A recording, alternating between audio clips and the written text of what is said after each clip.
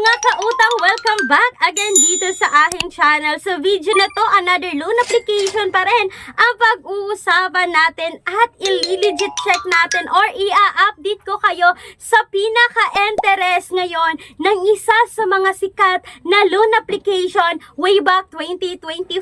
Mga kautang, hindi ito 7 days, ito po ay 21 to 30 days payables kapag kayo ay first time loaner dito, but hindi nga lang siya installment dahil one-time payment lang po ito. So mga kautang, as of 2025, merong nakapag-loan dito ng 1,500, merong na-approve dito ng 2,500, at meron pong na-approve ng 5,800. Hello mga kautang, welcome back dito sa aking channel. This is Clarice, ang inyong number 1.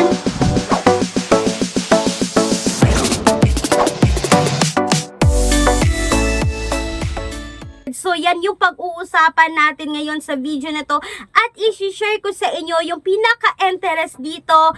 At mga kautang, may malaking pagbabagong naganap sa loan application na to. Kaya panoorin nyo hanggang dulo mga kautang dahil ibabahagi ko rin sa inyo yung mga alternatives na utangan or nagpapautang ng minimum of 20,000, maximum of 2 million pesos. Tingnan natin mga kautang kung saan po kayo qualified na pwedeng umutang dito. Mga kautang, itong pag-uusapan natin ngayon is makikita po sa Google Play Store or sa App Store. So, kailangan nyo siyang i-install at i-download. Kung ayaw nyo ng ganito mga kautang dahil nga nang a-access sila, no, nanghihingi sila ng permission na ma-access nila yung phones natin. So, mga kautang, kung allergic kayo sa ganito, kung hindi kayo ganahan na makita nila yung nasa phone nyo mga kautang, may mga alternatives tayo, no, na nag-o-offer din ng 30 days repayment, may 0% interest sa unang hiram. You can na visit my description box or sa pen comment section na video na ito, pero hindi ko sinasabi na kung ano yung nakita nyo, isutangan nyo na mga kautang. Please do a research pa rin dahil ang video na to is hindi po sponsored, hindi financial advice. This is for general information purposes only. Kaya pag-isipang mabuti bago kayo uutang online. So eto na nga mga kautang, no, excited akong pag-uusapan natin ngayon itong si One Hand online cash loan app na under po ng WeFund Lending Corporation mga kautang, na naka-SEC registered, submitting at accessing entities po ito sa CIC. Yes mga kautang, no, sinubukan kong ulit na utangan itong si One Hand, but sad to say mga kautang, hindi na ako makapag-proceed dito kasi nga yung mga valid IDs na nandito sa akin ngayon is ginamit ko na ito pag-apply before mga kautang, and sad to say yung mga phone number na ginamit ko sa pag-apply noon is wala na po, hindi ko na ginagamit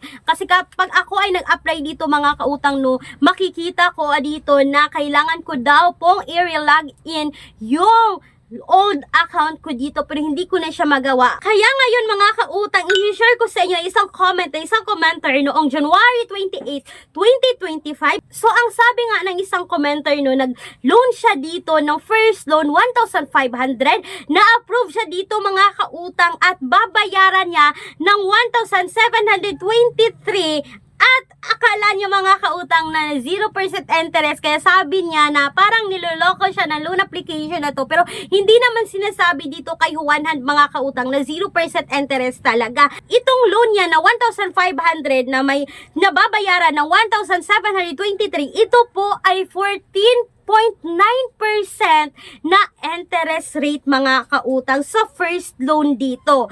At hindi lang yan mga kautang, nagtaka ako dito sa loan application na to, no, kasi nabigay siya ng 3 star, ito ay given noong March 2025. Sabi niya, honest review, positive side. The process of acquiring loan is easy, good for purposes of emergency use. The negative side is higher interest rate for loan amount. For example, mga kautang, 2,500. Ito yung sabi ko, na-approve siya ng 2,500. But mga kautang, yung interest dito is 600 pesos. Babayaran niya ng 3,100. Itong 600, ito po ay 24% ng 2,500. Pero mga kautang, hindi lang talaga siya naka-indicate kung kailan siya babayaran. Pero before mga kautang, nakita ko no na 21 to 30 days talaga itong si Juan Han. At hindi lang yan mga kautang dahil may nag-comment dito na na-approve siya ng 5,800 at babayaran niya mga kautang ng 8,100. So napakalaki mga kautang no, ito po ay 40%. Yes mga kautang, ito po ay almost 40% ng loan amount. So napakalaki. At ito na yung sinasabi kong malaking pagbabago sa loan application na to dito kay Juan Han. Kasi ang dami kong nabasa ng mga negative side about this loan application na given noong February 28, 2025. Sabi niya dito mga kautang, insane level of harassment. Unbelievable. I have couple more days before the deadline of my payment and they won't stop calling.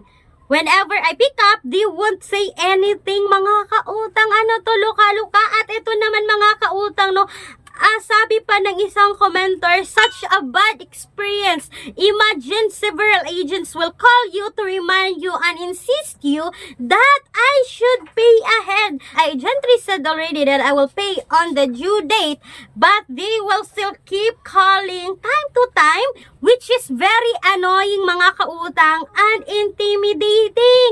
Sabi niya, kahit hindi nyo pa due date dito kayo Juan Han, is tinatawagan niya kayo ng agent na pwede kayong mag-pay ng advance dito.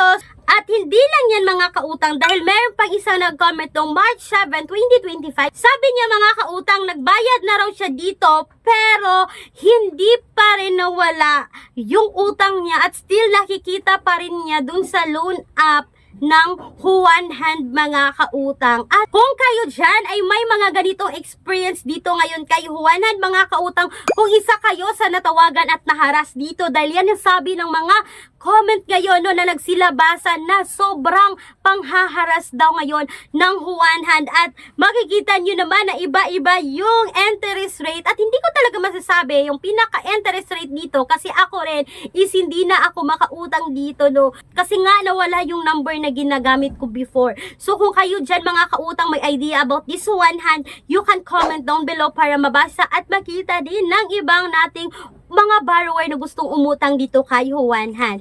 And speaking po doon sa alternatives loan app mga kautang na nagpapautang ng minimum of 20,000, maximum of 2 million pesos. Yes mga kautang, bank personal loan po ito.